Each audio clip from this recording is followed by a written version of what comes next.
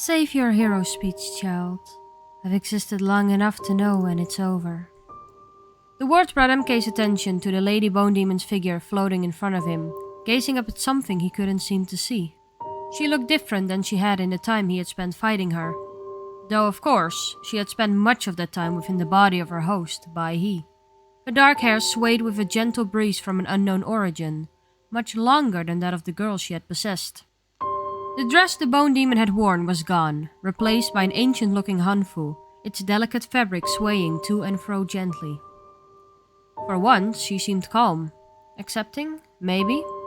That's what he had hoped anyway. He had had enough trouble to fill 10 lifetimes. A break from constantly fighting some new foe sounded heavenly. With a hum, the Monkey Kid finally spoke, his tone light and curious. Do you really think the universe wants anything from any of us? The question seemed to put an amused smile on the Bone Demon's face, the corners of her lips curving up ever so slightly. Don't you? He hadn't expected an answer, at least not a genuine one. Did he?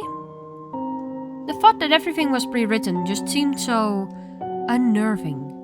Life being nothing more than a story acted out by a world full of puppets. It didn't feel right. There would be no choices, no freedom, no hope for change.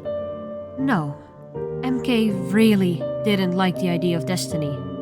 Rubbing the back of his neck awkwardly, he let out a chuckle, his nerves leaking out into its tone. I try not to think too hard. From a place above him, the Bone Demon let out a soft sigh. So it would seem. Removing his gaze from the floor to look up at the Lady Bone Demon, MK let out a startled gasp at finding she had moved from her position, now directly facing him. Know this, Monkey. We are not so different. We both fight for what we think is right. Doing his best to ignore the sick feeling bubbling deep in his stomach at being compared to her, he kept his eyes on her floating form, curious as to the new direction she had taken the conversation. That pursuit only leads to one thing. Sighing eternally, MK nodded at her words. Of course, she was talking about this again. To destiny, right? This time, MK got to see her close up as she smiled at his answer. No, to pain. The Bone Demon's tone was soft as she spoke, and with each syllable, MK felt his heart sink further and further in his chest. Pain? Destined for pain? To be the cause of pain? It sounded horrible. Everything he didn't want to happen rolled into one. The thought of trying his best to help everyone he could, but inevitably falling prey to the story already written for him, it made him feel physically ill. The feeling bled through his face as he frowned up at her. He didn't like the sound of it. He really didn't.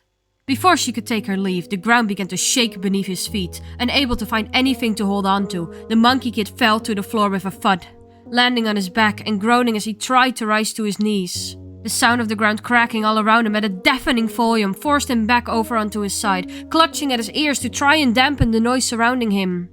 Looking to the uncharacteristically quiet Bone Demon for some kind of explanation, he noticed her expression, clearly lost in thought, as she watched the scene around her.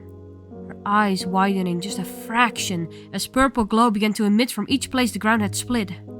It would seem destiny has chosen a new champion in my absence. How cruel it was to pick that one in particular. New champion? That wasn't fair. He'd already defeated her. Picking another one just felt like destiny being a sore loser at this point. You have no idea of the suffering you have brought onto you and your friends, Monkey. I wish both you and your mentor luck. Not that it will help. Her words struck a bolt of fear straight down his spine, cold and electric. Something worse than the Bone Demon. Had he really done this? Before he could get the chance to inquire further, the Bone Demon drifted upwards, disappearing as she did. Simultaneously, the ground broke open wide, sending chunks of rock everywhere. MK raised his arms to cover his face from any debris, but a bright flashing light momentarily blinded him. Forced to stumble around for a minute or two, he finally manages to clear his vision, seeing himself standing back where he was before the encounter with LBD in the white void. What just happened? There you are, kiddo. Been looking all over for ya. The sound of Monkey King's voice pried MK away from his spiraling thoughts, a smile spreading across his face as he watched his mentor stroll towards him leisurely. Monkey King, you're alright! Chuckling at his excitedness, the simian raised a hand to ruffle the other's hair. Yep, no possessed monkey here, bud. Naja gave me a good knock on the head. Let me tell ya, that sassy 12-year-old is dangerous.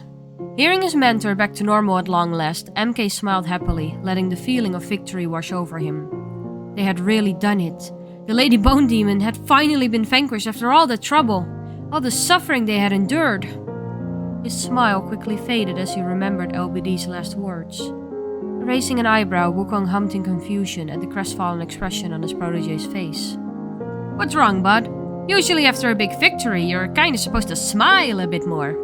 Feeling the other's arm around his shoulder, MK looked up into Wukong's eyes, a frown still etched onto his face.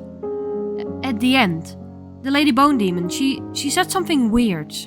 Nodding in understanding, Wukong motioned for his successor to continue. She said something else was coming, worse than her. And from the look on her face, even she wasn't expecting it. I don't know what to do, Monkey King. Wukong hummed in thought, raising a hand to stroke his chin. On one hand, he couldn't lie about how concerning it sounded. Something worse than the Bone Demon? Wukong had been around for a long time and met a lot of demons. The Lady Bone Demon had been a real pain in his ass, but if even she wasn't expecting whoever this new addition was, then he'd definitely have a fight on his hands. As usual, she had been annoyingly vague with her wording, choosing to beat around the bush instead of saying anything directly. Probably one last jab at him and MK. Dusty bitch. He fought through the long list of demons he had met across his many years. Someone even the Bone Demon would be surprised at. That shortened the list quite drastically. Even so, his mind couldn't supply him with any candidates. Drawing a blank on his momentary puzzle solving, Wukong shrugged, beginning to walk onward with his student in tow. Don't worry about it for now, kid. You just defeated the Lady Bone Demon. Give yourself time to celebrate that before worrying about the future. Stumbling forward at the rough pad on his back, courtesy of the Monkey King, MK began to laugh lightly, shaking his head affectionately at his mentor's antics. I guess you're right. Moving to look over at where his teammates stood cheering at their victory, a fond smile settled across the hero's face. We have plenty of time to prepare for the future. For now, I just want to hang out with my friends. Nodding in agreement, Wukong stretched his arms before folding them behind his head, joining MK to look over at the group of friends in the distance. That's the spirit, kiddo. Wanna head back and hang at the mountain for a while? I can think of a few little monkeys who would like to hear about your victory. Sure, why not? Tank's been dying to see Flowerfruit Mountain for months now anyway. Sharing a laugh, the pair began walking towards the others, blissfully unaware of the swirling mass of shadows clawing at their heels. Time to prepare had run dry, and unfortunately for them, neither knew it. Their newest foe was already upon them. Hello everyone! Thank you so much for listening to my first shot at making an audiobook. I have wanted to practice for a few months now, so a genuine huge thanks to the author, so mediocre it's painful, who gave me their permission and support to voice over their story. I'm really excited to experiment more and practice, and I shall work on bringing you the next chapter soon. Quick apologies for the bird if it's anywhere in the background. I love him to death, but he is very loud. Until then, I highly recommend checking out the story, link below, and I hope you all have a lovely day.